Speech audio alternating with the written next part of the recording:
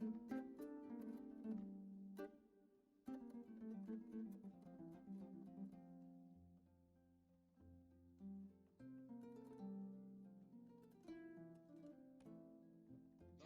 me présente, Djibril Tine, ingénieur géomètre, 5e promo de sciences de l'ingénieur de caisse.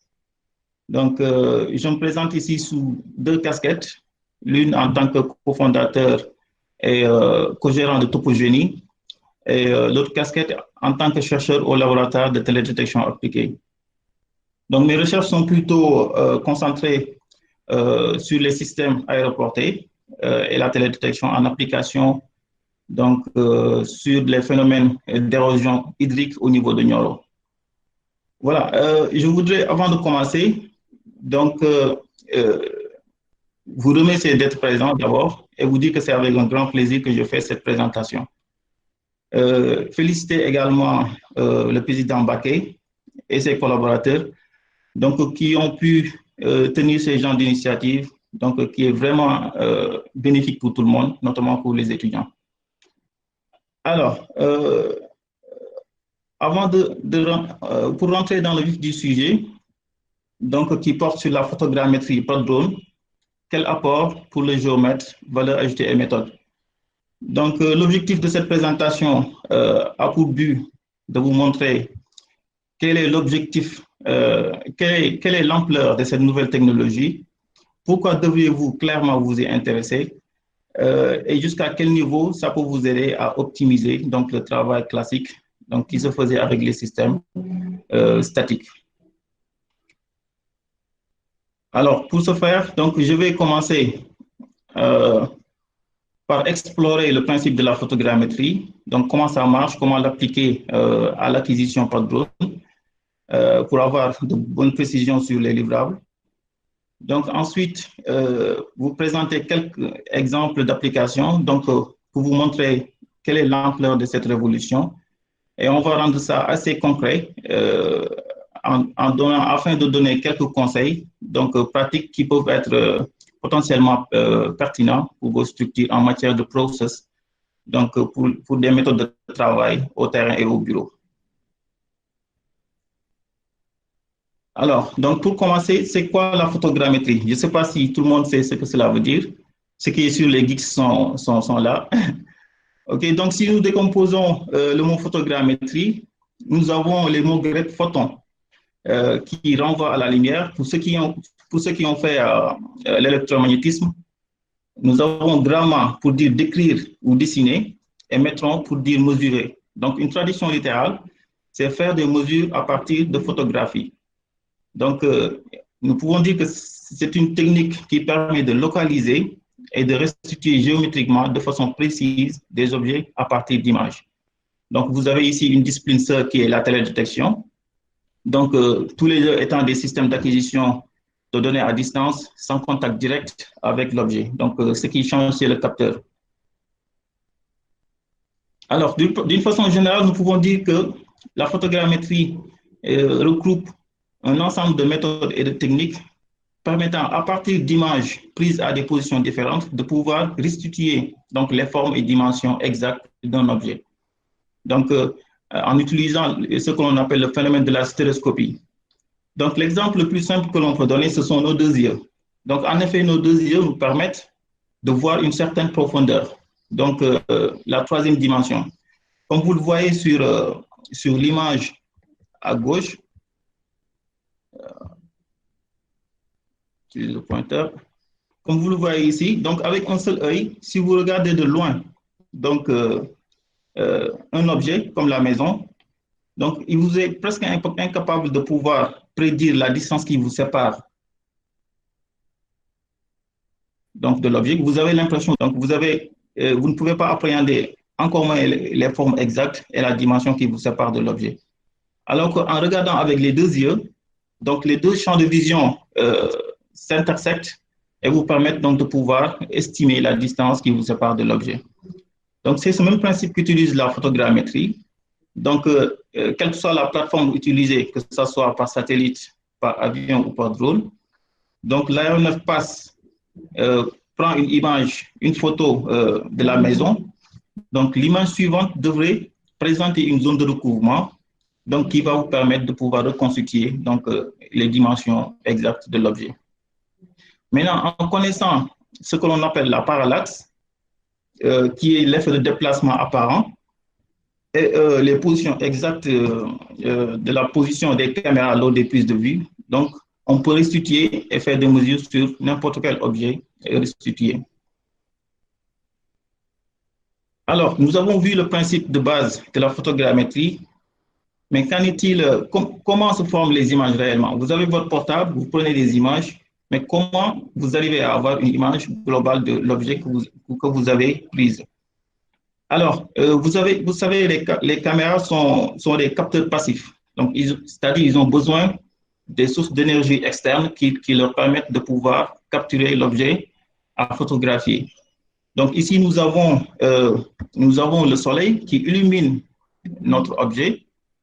Donc, celui-ci réfléchit les rayons incidents et un rayon perspective particulier va rentrer dans la caméra et vient s'imprimer sur le fond de chambre.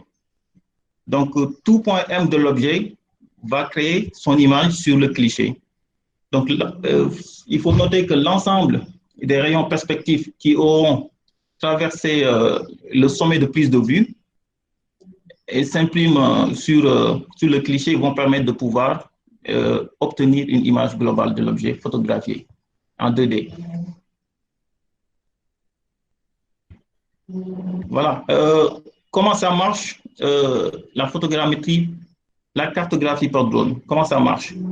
Donc, c'est tout à fait simple. Il suffit, comme vous le voyez avec la vidéo, de prendre des images au-dessus de la scène à photographier, ensuite d'utiliser ce que l'on appelle un modeleur qui va nous permettre d'assembler les détails qui se ressemblent entre les images, afin de créer une maquette numérique. Donc, cette maquette numérique va nous permettre de créer donc, un nuage de points denses qui va nous permettre par la suite de pouvoir générer donc, les modèles numériques de terrain, l'autophoto, etc.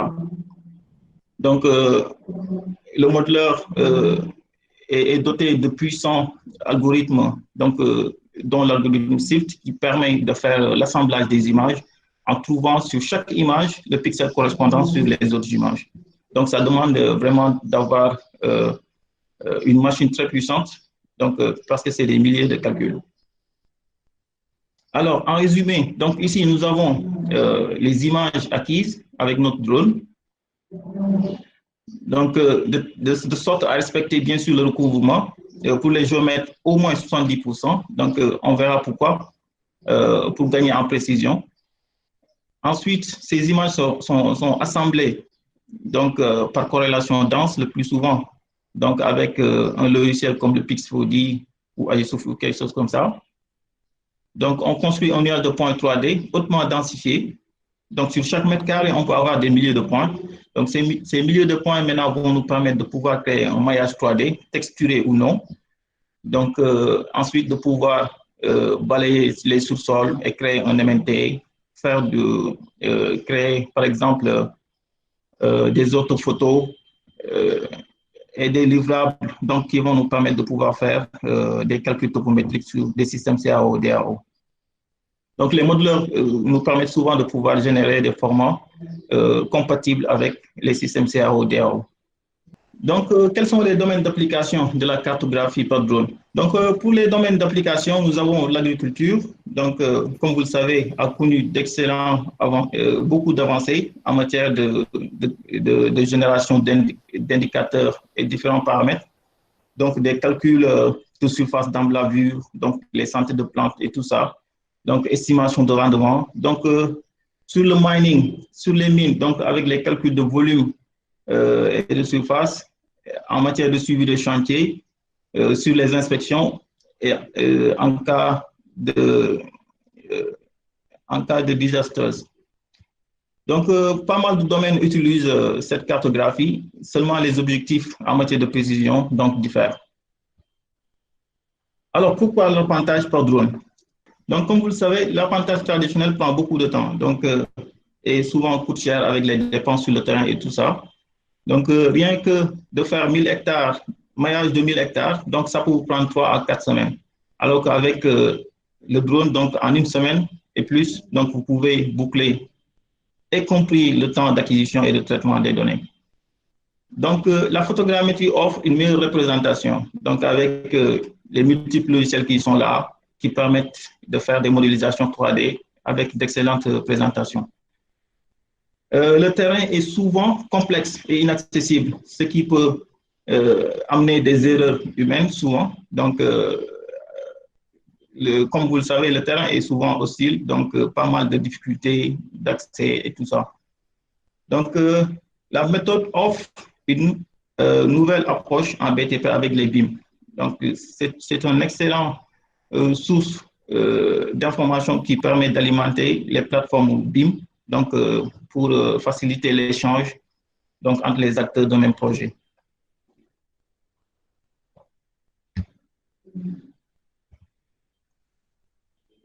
Alors, qu'est-ce qu'il faut pour avoir un bon programme de drone?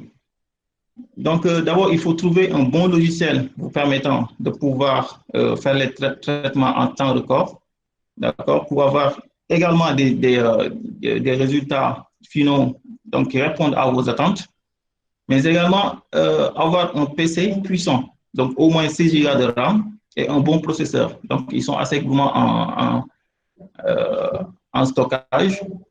Donc, c'est des milliers de calculs que vous faites. Donc, l'autre chose également, c'est d'utiliser des drones bon marché. Vous n'avez pas besoin d'aller chercher des drones extrêmement chers, 50 millions, je ne sais pas, 40 000 euros. Donc, vous pouvez jouer sur les configurations en tenant compte des paramètres. Donc, ce que l'on peut faire, c'est jouer sur les paramètres de la caméra en matière de qualité d'image, et la focale et tout ça. Donc, des drones qui sont stables et avec une bonne comment dirais-je, autonomie de la batterie et tout ça. Donc, vous pouvez faire une sorte de configuration donc, qui peut vous revenir moins cher. Donc, l'autre chose qu'il vous faut également, il faut être exigeant avec une bonne méthode sur l'acquisition des données. Donc, il faut l'œil de l'expert du géomètre à chaque fois sur l'acquisition et le traitement des données. Donc, vous pouvez quand même avoir une équipe qui ne sont pas géomètres, mais quand même, il vous faut donc à chaque fois l'œil du géomètre pour suivre les étapes d'acquisition pour ne pas pêcher sur le géoréférencement ou quelque chose comme ça. Le process doit être maîtrisé allant de l'acquisition jusqu'au traitement des données. Donc, si la méthode est bien maîtrisée, donc cela va vous permettre de pouvoir donc, épargner beaucoup de temps, gagner du temps donc, et en coût. Et ce que vous pouvez faire également, c'est en mergeant les données des différentes missions, donc, qui est le 5e point. Donc, vous pouvez créer une sorte de base de données donc, qui va vous permettre d'avoir une base de données puissante. Maintenant, 4 GIS que vous pouvez utiliser à chaque fois que vous avez d'autres projets qui touchent le site déjà exploré. Alors, l'autre chose également extrêmement importante, c'est d'avoir une méthode standard. Donc, chaque structure doit avoir une méthode standard d'acquisition de drones, donc pour chaque domaine. Donc, au fur et à mesure que vous faites des projets, donc vous affinez ça pour avoir une méthode de plus en plus solide. Ça va vous permettre de pouvoir être vraiment focus sur un projet et de terminer ça à temps record. Alors, concernant les matériels que nous pensons être parmi les derniers cris, donc ici, nous faisons une petite comparaison donc pour vous permettre de voir un peu ce qui se passe dans le milieu des drones, donc en matière de commercial. Donc, nous avons les drones industriels. Donc, 90% des utilisateurs utilisent souvent donc, le Phantom 4 Pro, donc avec les dernières versions, bien sûr. Donc, ils sont faciles à utiliser, donc légers, pour adapter donc, les systèmes GNSS et RTK. Donc, ils sont robustes et peu coûteux.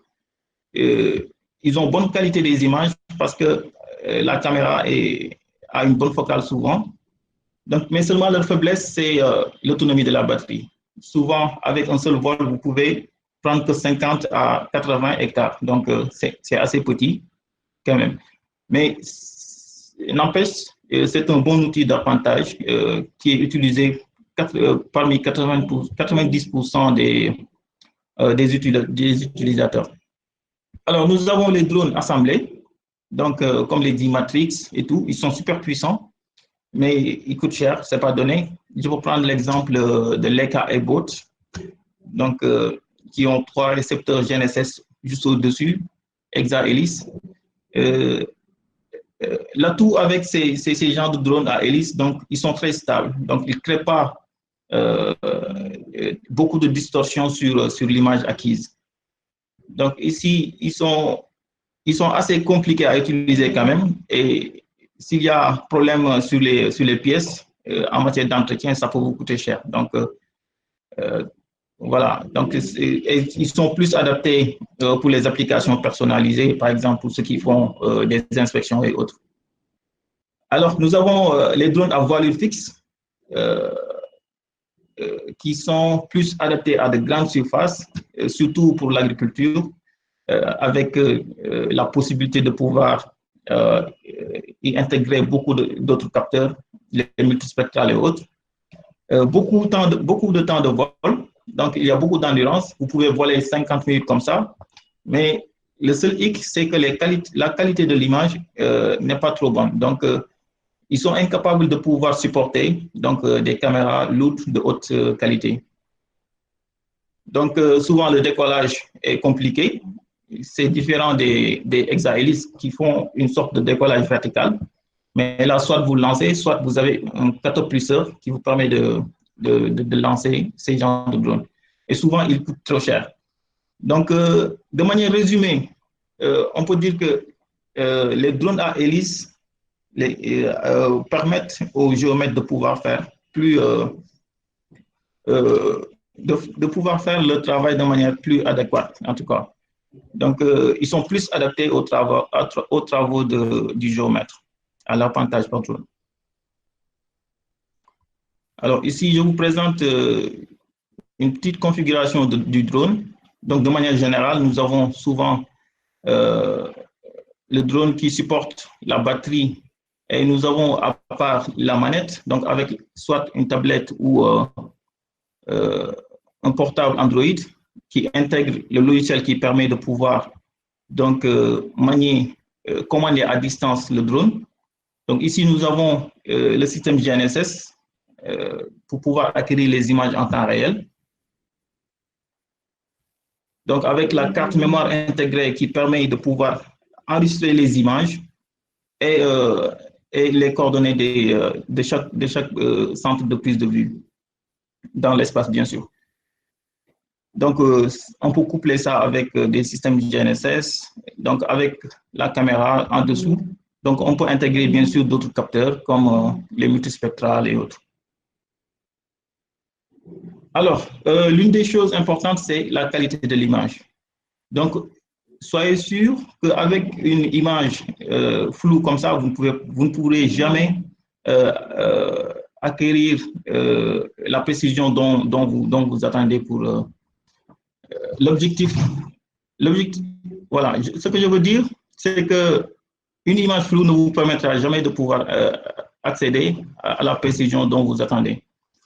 Donc, encore moins s'il y a trop de lumière. Donc, ce qui se passe, c'est que l'algorithme qui permet de faire l'assemblage entre les images, donc, a souvent tendance à se tromper. Donc, à vouloir prendre chaque pixel pour l'assembler à l'autre détail correspondant sur les autres images. Donc, il y a que du blanc. Donc, c'est normal que l'algorithme se trompe. Et ça va se répercuter normalement sur la précision. Encore moins si l'image est floue. C'est pareil.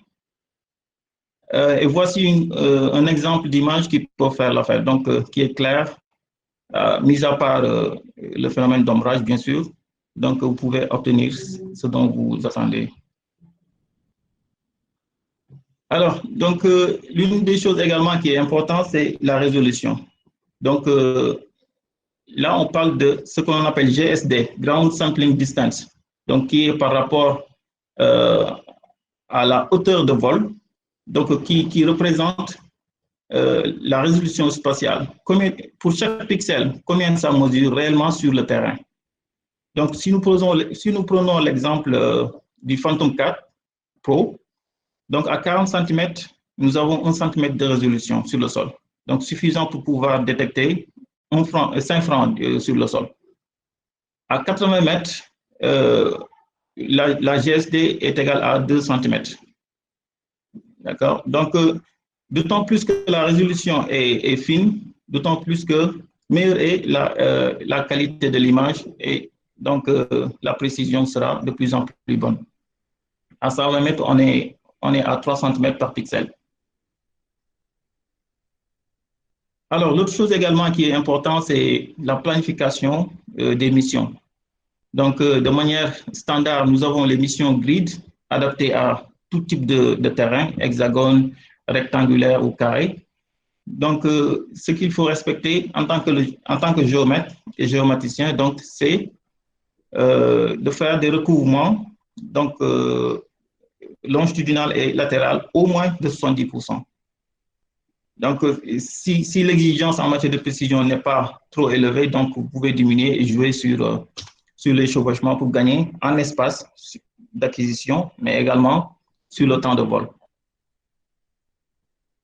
Si vous avez des missions de type ligne, par exemple, vous voulez acquérir, vous voulez reconstituer une route ou un chemin de fer ou sur des lignes électriques, donc ce qui est recommandé, c'est de faire au moins 3 lignes de vol en grille.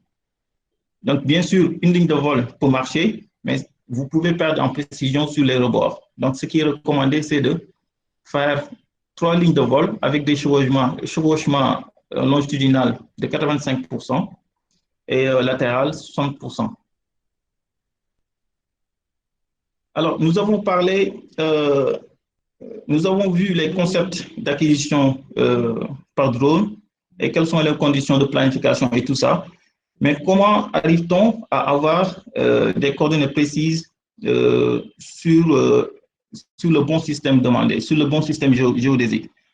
Donc, pour cela, nous avons 2 types de géoréférencement. Donc, le géoréférencement direct, qui est un système couplé donc, à une station de base, donc soit sur un point connu, donc qui est connecté directement au drone, et ça va permettre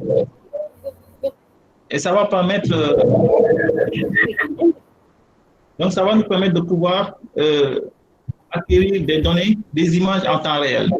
De ce fait, chaque image prise, est déjà géoréférencée de manière précise. Donc, ce qui se fait après l'acquisition des images, donc vous récupérez les images et un fichier log qui contient les coordonnées exactes de chaque image prise.